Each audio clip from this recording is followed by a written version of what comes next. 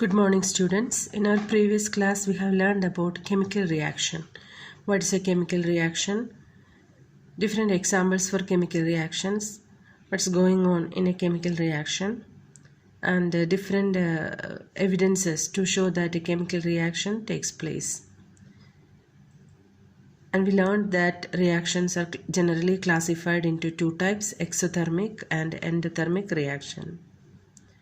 Exothermic reactions release energy, whereas endothermic reactions absorb energy. Combustion, oxidation reactions, neutralization reactions all are examples for exothermic reaction. Today we will learn in detail about endothermic reaction. These are reactions that takes in energy from the surroundings. Energy is usually transferred as heat energy, causing the reaction mixture and its surroundings to get colder.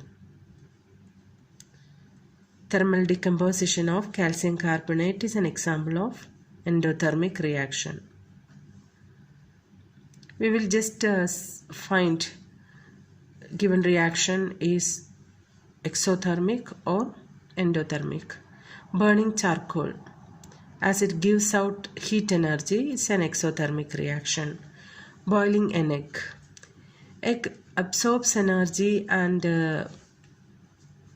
like that it gets cooked. We know that we have to give heat energy to boil the egg. So it's an endothermic reaction. Hand warmer.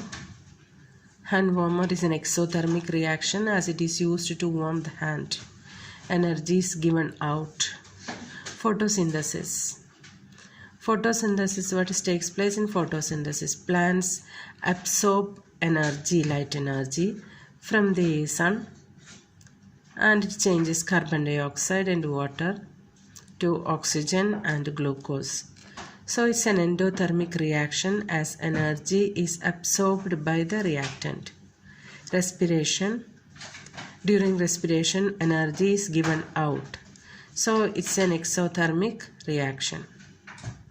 Neutralization of acid and alkali, as the energy is given out, it's an exothermic reaction.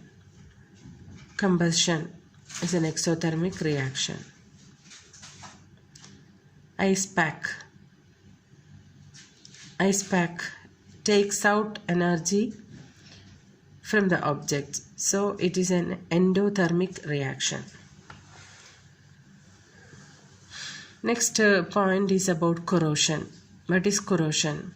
It is the destruction of materials by chemical reaction with substances in the environment. Rusting of iron is an example of corrosion. Many things are made of iron. However, iron has one major drawback. It goes rusty. Iron, in the presence of oxygen and water, it becomes rusty. Rust is the product of corrosion of iron. Other examples include like silver, tarnish, and a green film that forms on the copper or brass objects. These all are examples for corrosion.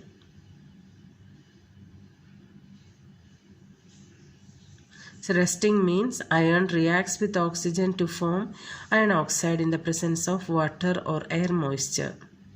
What is needed for rusting to happen? Oxygen is needed. Metals corrode when they react with the oxygen to form oxides in the presence of water or moisture.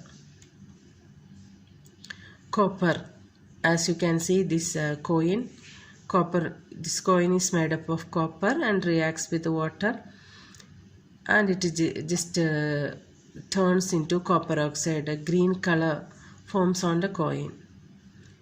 What are the ways to stop corrosion? There are many ways to stop corrosion. Painting. So metal is not exposed to air. Coating with oil, grease or tar. For metal surface which cannot be painted, we can use this method. We can coat it with oil or grease. Coating with plastic. So metal is not exposed. Coating with another metal. Example, galvanizing. Iron with a layer of zinc slows because the zinc is more reactive.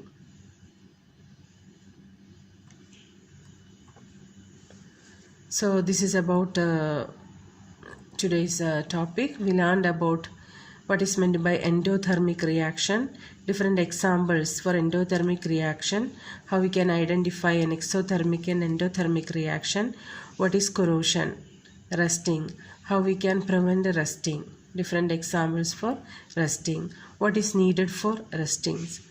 We learned these points today and I hope you understood the lesson. Thank you.